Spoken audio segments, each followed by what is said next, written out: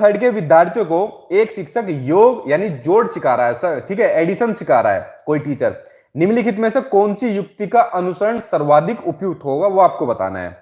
Class second में शाब्दिक प्रश्नों को ना कराया जाए, ठीक है, शाब्दिक प्रश्नों का प्रयोग केवल मूल्यांकन हेतु किया जाना चाहिए। थर्ड, जोड़ को शाब्दिक प्रश्न द्वारा प्रस्तुत करना चाहिए। फोर्थ, शाब्दिक प्रश्नों को अध्याय के अंत में कराया जाना चाहिए। तो बताइए सही आंसर क्या होगा, ठीक है।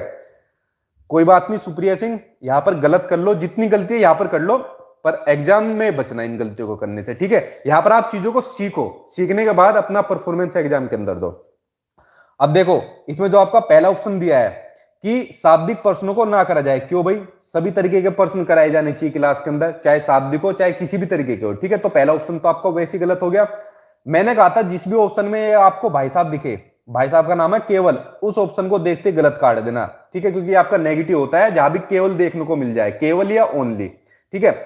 एक आपका ये है कि किसी भी चीज को, चाहे मैथ हो, शाब्दिक प्रश्न हो, फलाना हो, ढिकना हो, कुछ भी हो, जब भी ऑप्शन में आ जाए कि अध्याय के अंत में कराया जाना चाहिए, उस ऑप्शन को भी देखते आपको गलत काट देना है, ये भी आपका नेगेटिव ऑप्शन होता है, ठीक है। तो जो आंसर आपका सही हो जाएगा वो जाएगा आंसर आपका सेकंड, कि शाब्दिक प्रश्नों द्वारा प्रस्तुत करना चाहिए। एक एग्जाम्पल के थ्रू मैं आपको बताता हूं कैसे।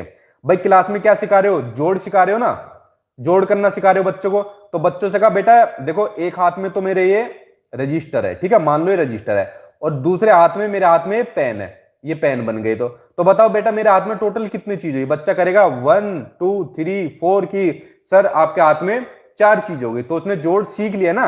और एक चीज और इसमें ध्यान देने वाली बात है, बच्चा मूर्त चीजों के जरिए बहुत जल्दी सीखता है। मूर्त मतलब कॉन्क्रीट चीजों के जरिए, जिनको देख सकता है, छू सकता है। बेसिकली क्लास सेकंड का बच्चा है, प्राइमरी लेवल का बच्चा है, ठीक है, तो अमूर्त चिंतन बच्चा नहीं कर सकता इस लेवल पे, वो सिर्फ मूर्त चिंतन कर सकता है, जिनको देख सके, छू सके, ठीक है। तो आप समझ गए इसके अंदर कि ये कैसा आंसर आपका हुआ था, ठीक है।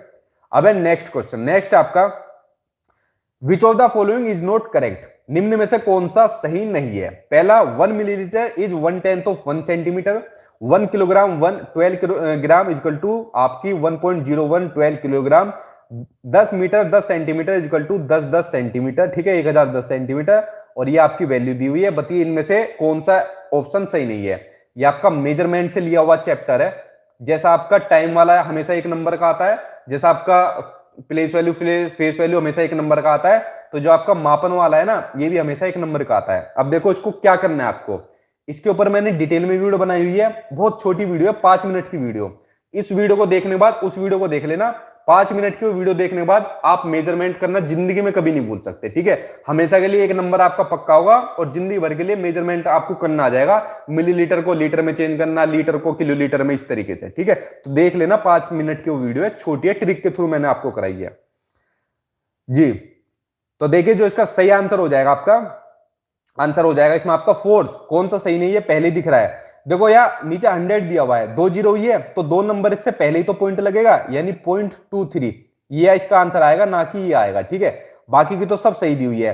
भाई 1 मीटर में कितने सेंटीमीटर होते हैं, इसको देखो, 1 मीटर में होते हैं आपके 100 सेंटीमीटर होते हैं, ठीक है। तो 10 मीटर में कितने हो जाएंगे, 100 की 10 से मल्टीप्लाई कर लो, 1000 सेंटीमीटर हो जाएंगे, और 1000 सेंटीमीटर में 10 सेंटीमीटर जोड़ेंगे तो 1010 सेंटीमीटर हो जाएंगे। ये भी आपका सही आंसर हो गया। इसी तरीके से अगला सोल्व करो कि 1 किलोग्राम में कितने ग्राम होते हैं, 1 किलोग्राम में होते हैं 1000 ग्राम, ठीक है, ये तो मोस्टली सभी को पता होगा। 1 किलोग्राम में 1000 ग्राम होते हैं ना, तो 1 किलोग्राम तो ये हो गया पॉइंट, यह हो गया आपका 12 ग्राम, ठीक है। तो इसलिए इक्वेशन चेंज करके दिया, ये भी आपका सही है। और ये वाला तो आपका वैसे भी सही है, ठीक है, कि 1 सेंटीमीटर में 10 मिलीमीटर होते हैं, तो इसका 1/10 यही होगा। तो आंसर इसमें आपका कैसे हो जाएगा, फोर्थ, क्योंकि ये ऑप्शन क्या है, गलत है। नीचे वीडियो को देख लेना, आपका 1 नंबर हमेशा के लिए पक्का हो जाएगा।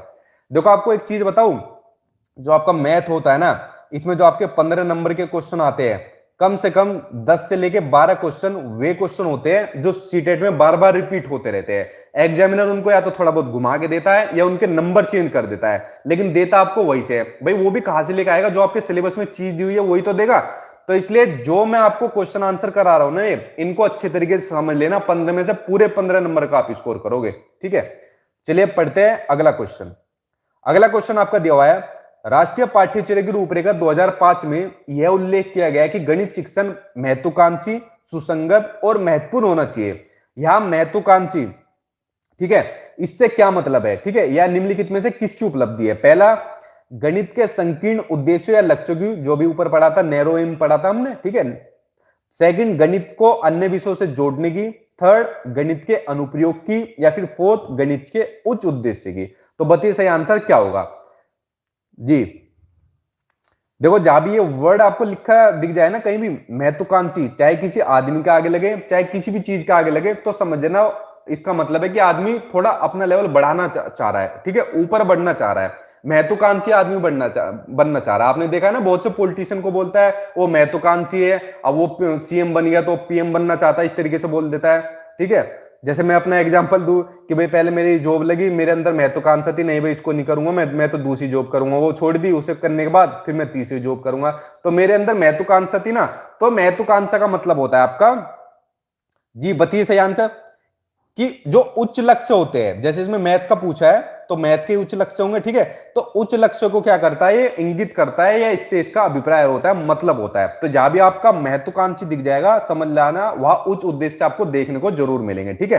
तो आंसर इसमें हो जाएगा आपका फोर्थ। मैथ के अलावा ये आपका ईवीएस में भी पूछा गया था, इसलिए मैंने इसको थोड़ा डिटेल में बताया है। चलिए अब चलते हैं नेक्स्ट क्वेश्चन पर। नेक्स्ट आपका, नदी में एक नाव की चाल 20 किलोमीटर प्रति घंटा है और दूसरी नाव की चाल 23 किलोमीटर प्रति घंटा है। ये दोनों नाव एक ही दिशा में एक स्थान से एक समय पर चलती है।